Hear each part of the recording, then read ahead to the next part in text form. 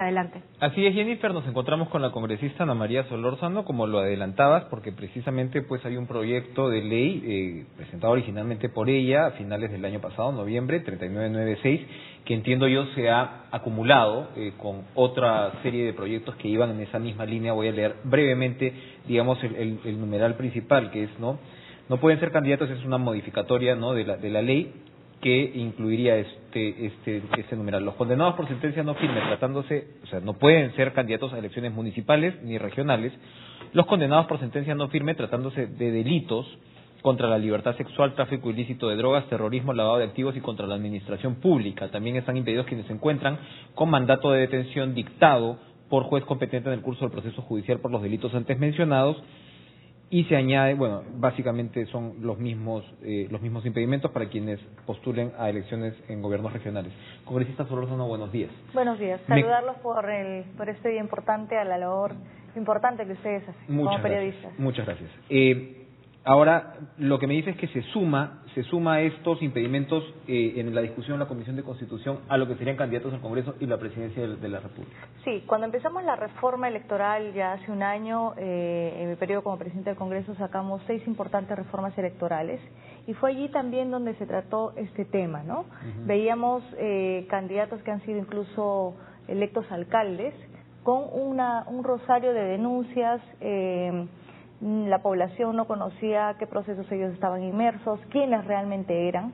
Así que planteamos nosotros este proyecto en noviembre del año pasado para los condenados por terrorismo, entre otros delitos. Ya en la Comisión de Constitución venimos trabajando un predictamen, que entiendo que hay voluntad de poder verlo, si es posible, hoy día en el Pleno, en lo que es el paquete de reforma electoral, donde hemos acumulado diferentes impedimentos y prohibiciones a algunas personas que quieren postular en cargos importantes, como es el Congreso de la República, la Presidencia, la Vicepresidencia, a ser autoridades locales o regionales. Entonces, este es un proyecto que alimenta esta serie de prohibiciones, entre otras. Hay una serie un conjunto de propuestas, y esta es una de ellas. Creo que es importante porque el día de hoy vemos personas condenadas por terrorismo que ya salen y pueden, y nada les impide a que puedan ser candidatos. Ahora, condenados por sentencia no firme, ¿qué quiere decir? ¿Que puede estar en apelación? Claro, en este caso lo que queríamos bloquear es que aquellos en primera instancia que hayan sido condenados, declarados culpables o con sentencia, ya no puedan. Pero hubo una discusión justamente en la Comisión de Constitución donde dijeron, un momentito, ¿qué tal si en la apelación gana o de repente en una tercera instancia, ¿no? Entonces lo que finalmente se discutió en la Comisión de Constitución es que sea consentida. Consentida significa que haya agotado todas las instancias y finalmente se declare, o sea, se ratifique la primera sentencia. Ahora, ¿qué pasa con quienes dicen, precisamente estamos hablando de la Comisión de Constitución, entonces pues se refiere a derechos constitucionales? Es un proyecto de ley, no puede violar los derechos constitucionales de un ciudadano. ¿Qué pasa? Obviamente no solo hablamos de terrorismo, acá hablamos de delitos bastante graves, ¿no? Tráfico ilícito de drogas, delitos contra la libertad sexual, estamos hablando de trata de personas, pues digamos, delitos pues atroces, contra la administración pública también, que puede abrir ahí un espacio de debate, ¿no? Pero, ¿qué ocurre cuando lo que le dicen a uno es, bueno, yo, señora, he recuperado, he pasado mi sentencia de 25 años, no he recibido ningún beneficio penitenciario, expreso mi arrepentimiento total sobre las acciones que he tenido. He cumplido el fin de la pena, ¿no? He cumplido el fin de la pena y mi derecho, ¿no?, es, primero recupero mis derechos políticos, ¿no? Y como usted dice, se ha cumplido pues el fin de resocializar. ¿Por qué la sociedad me va a cerrar las puertas a tener pues un futuro, digamos, yo político? Mi pena. Exacto. ¿Cuál es el argumento? Es justamente el debate que es importante que se lleve a cabo en el Parlamento. Ya la Comisión de Constitución ha tenido incluso algunos puntos de vista que coinciden con el tuyo, que es... No es necesario, estoy sencillamente transmitiendo lo que sería una argumentación. Es que hay que ponerse también en el otro lado, ¿no? La otra persona dirá, como tú bien lo dices, ¿por qué vulneras si yo ya pagué el fin de la pena? ¿No? La pena tiene 3 fines, yo ya los cumplí, pagué mi condena, ¿y por qué me vas a bloquear los derechos? Entonces, este es un debate interesante que lo vamos a ver en el Parlamento, está dentro del paquete, pero algo adicional, no olvidemos la reparación civil. El día de hoy tenemos ya para votarlo en una segunda votación la reparación civil. ¿Qué habíamos planteado nosotros y si necesitaba votación calificada? Y no pudimos, por la falta de quórum, llevarlo a segunda votación. hemos hecho la solicitud al presidente del Congreso para que se vote ahora, porque tenemos por condenados por corrupción, adeudan unos 1.000 millones de soles, y condenados por terrorismo estábamos hablando de más de 3.800 millones de soles que deben al Estado. Entonces por ahí alguien decía, pero no lo dejes salir de la cárcel si no paga la reparación. Eso es totalmente independiente, ¿no? Tú pagas tu pena y tienes una reparación. Tienes una reparación civil, por algo de más civil, no es una reparación penal. Y el juez tiene la facultad de poder, digamos,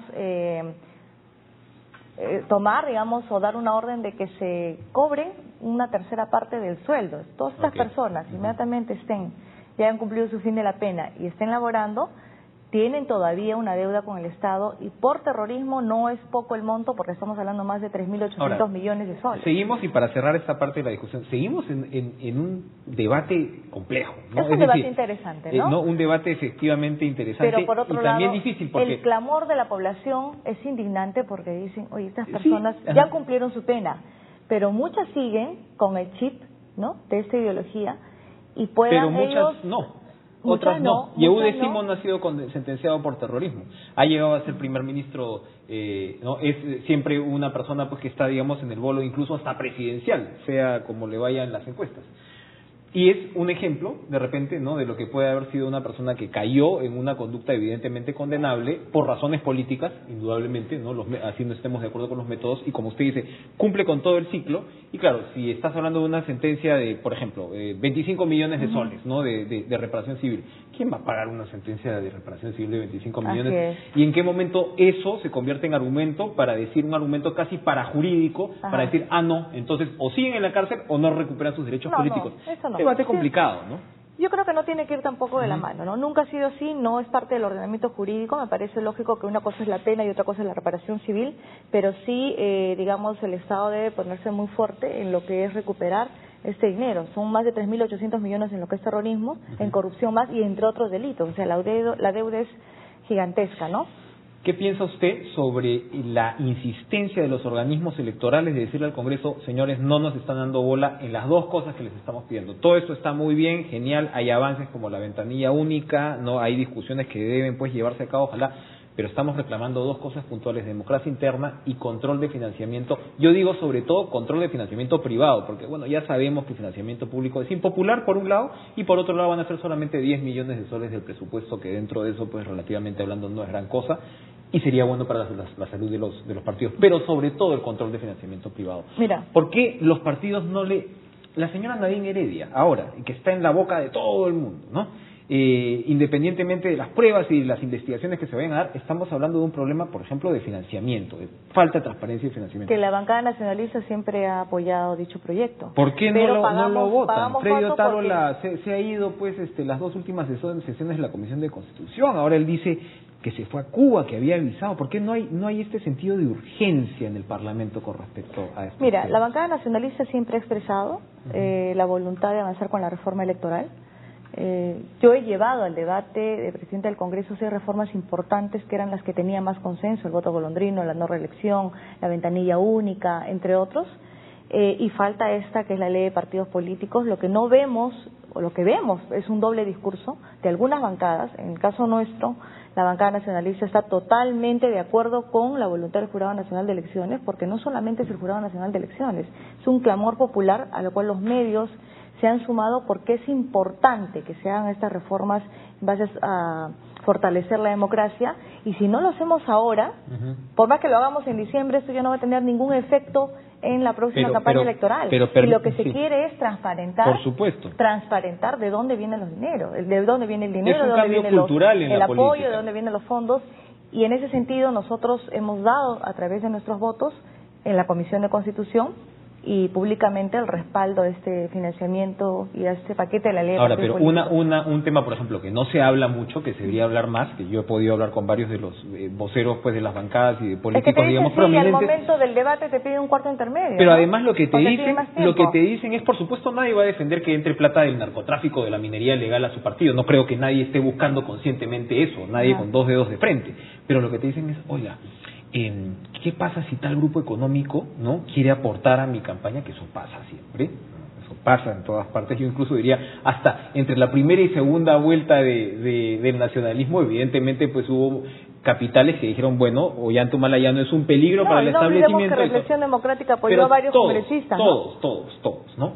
Entonces dicen, los empresarios no quieren transparentar eso. Los empresarios no quieren dar a conocer que el grupo X está apoyando ya sea al APRA, o al APRA y al nacionalismo, o qué sé yo, o al fujimorismo. Entonces estamos hablando de un cambio cultural, pero eso no está siendo puesto sobre la mesa. En realidad como que nos estamos quitando del debate en lugar de decir, miren señores, ¿qué hacemos con esto? Porque realmente hay que transparentar. Punto. Debe ser un cambio cultural, ¿no? Esa es la única solución, transparentar todo este apoyo. Creo que es importante ser consecuente, ¿no? Pero lo que yo veo es un doble discurso. Por un lado apoyan a la reforma, sí, al momento del debate piden cuarto intermedio, piden más tiempo para estudiar, de acuerdo, veamos otro proyecto, veamos ahora el terrorismo y ya no la reforma, veamos tal cosa, veamos la moción, y a las finales no... ¿No ha habido también un doble discurso de parte del nacionalismo, en el sentido que ustedes han tenido en todo momento la presidencia de la Comisión de Constitución, y de ahí han salido los dictámenes que ahora son calificados incluso como contrarreforma? Justamente el avance, y el avance que tenemos es porque hemos tenido la Comisión de Constitución. Todo lo que tú ves que está ya para el Pleno, que está en la agenda del Pleno y que debe continuar, pero el momento, ¿qué sucedía, por ejemplo, cuando yo ponía debate? Yo he puesto la ley de partidos políticos 4 veces al debate, ¿ya? Entonces tú vas midiendo y el discurso de los oradores de los congresistas estaban como que sigamos discutiendo, necesitamos más tiempo, un poquito más de tiempo para estudiar, ¿qué tal un cuarto intermedio? Entonces no aterrizaban. Si tú no tienes los votos, ¿cómo lo llevas a votación? Dime. O sea, no es tan solo ponerlo a debate y obligarlos a que voten. Porque lo llevas al Pleno y lo pierdes. Porque de repente tienes bastantes abstenciones y dicen necesitamos más tiempo. Entonces el eco, según los oradores que podía yo recoger en estas 4 veces que puse a debate la ley de partidos políticos, era todavía no.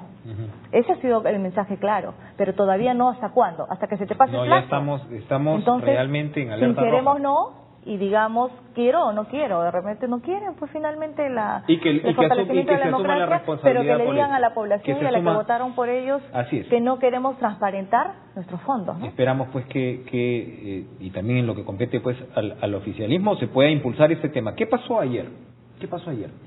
Bueno, como ayer, que se mezclaron dos cosas. Había una urgencia muy grande por el lado pues de las bambas. Van los ministros a explicar, pero ahora lo que vemos es los ministros fueron los que pidieron al Parlamento ir, señores. Es un tema importante y yo deseo dar cuenta al Parlamento.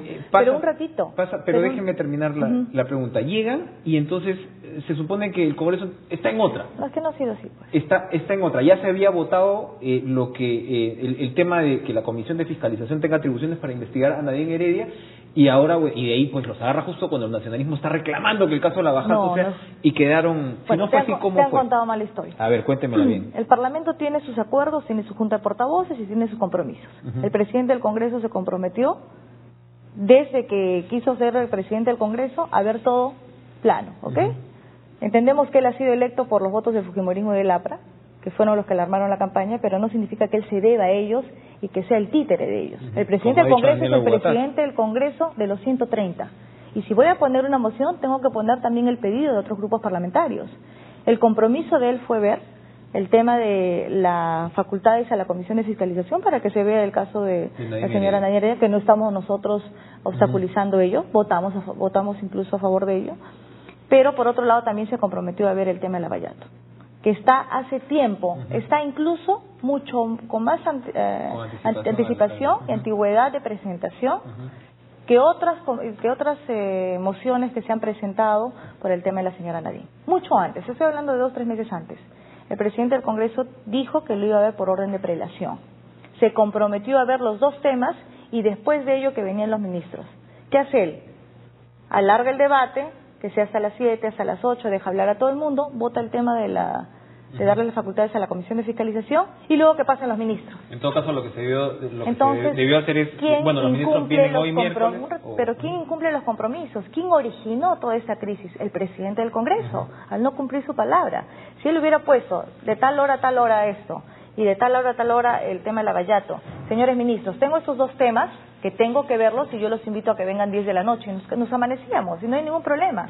O de repente sesionábamos hoy día o hasta el viernes. En todo caso se debió hacer que los ministros entren antes de repente del debate político. Lo que debió hacer el presidente del Congreso es cumplir su palabra. Él se comprometió a ver estas 2 mociones, a ver estos 2 temas, llevarlos a votación. El tema de Lavallato es sencillo. Incluso varios ni siquiera querían debate, querían que vaya al voto. Pero de ahí a vulnerar, a incumplir, a hacer, digamos, un títere de 2 o 3 bancadas y hacer lo que le da la gana en el Parlamento, incumpliendo sus propios compromisos de acuerdo de portavoces, eso realmente a nosotros nos molestó bastante y hicimos de que él finalmente retroceda y cumpla su palabra. Ahora vamos a iniciar el pleno a las 9 de la mañana con un tema que debió de verse ayer y encima las bancadas que originan todo ello presentan una moción en contra de los ministros. O sea, la moción, yo creo, si quieren presentarla, que vaya en contra del presidente del Congreso, que es el que ha originado todo esta crisis. La presidencia del Congreso sin duda está escuchando las palabras de Ana María Solórzano, ha escuchado por supuesto las palabras de Daniela Bogatás antes, esperamos pues de todas maneras contar de alguna forma con su versión. Rápidamente para terminar, el lote 192, el Congreso entonces, usted votó a favor del proyecto de ley que ha sido ahora observado por el Ejecutivo. Se va a ir con la insistencia. La Comisión de Constitución ha votado el día de ayer, ¿no? Sobre la insistencia. ¿Cree que la insistencia va a ser respetada en el Pleno? Esto se llevará hablando al Pleno. De para dónde va el viento y los votos. Bueno, lo que hemos escuchado del presidente del Congreso es de que todavía no. Ahora, finalmente, él es el que define si pone o no algún tema en la agenda. Yo lo veía al presidente del Congreso reunirse con el gobernador regional de Loreto, con su líder de su partido, el señor Acuña, y con un grupo de indígenas antes de la votación. Y ahora lo hemos escuchado al presidente del Congreso, que debido a las declaraciones en Perumí, me parece en Arequipa, de que todavía no. El tema está ahí, ya quedará en manos del presidente del Congreso ponerlo o no. Se pone en evidencia el enfrentamiento entre el Ejecutivo y su bancada, ¿no? ¿O no? No, de ninguna manera, al contrario, es un respeto y la democracia es ello. Significa respetar que algunos estén a favor y que algunos estén en contra, ¿no?